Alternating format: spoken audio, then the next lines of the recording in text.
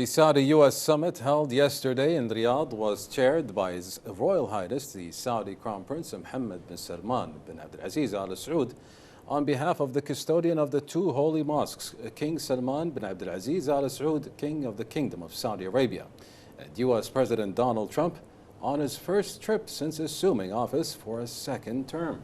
The summit witnessed the signing of several agreements and memoranda of understanding that strengthened the strategic partnership between the Kingdom of Saudi Arabia and the United States. More details in this report.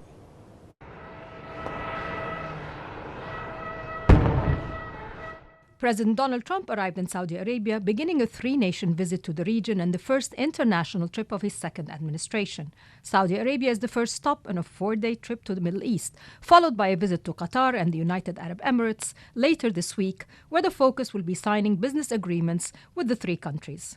The president was greeted with His Royal Highness Crown Prince Mohammed bin Salman, where the two leaders held private talks on a wide range of topics, from dismantling Iran's nuclear program to efforts to end the war in Gaza, pushing for peace between Russia and Ukraine, and addressing the India-Pakistan tensions. I stood in this very room and look forward to a future in which the nations of this region would drive the forces of terrorism and extremism, drive them right out of existence, and take your place among the proudest, most prosperous, most successful nations anywhere in the world as leaders of a modern and rising Middle East. So exciting.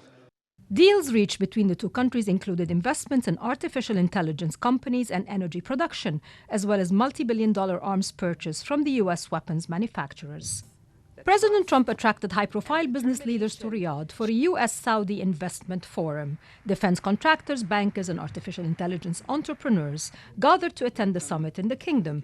The president delivered a keynote speech alongside the Crown Prince. Today, the Gulf nations have shown this entire region a path towards safe and orderly societies with improving quality of life, flourishing economic growth, expanding personal freedoms, and increasing responsibilities on the world stage.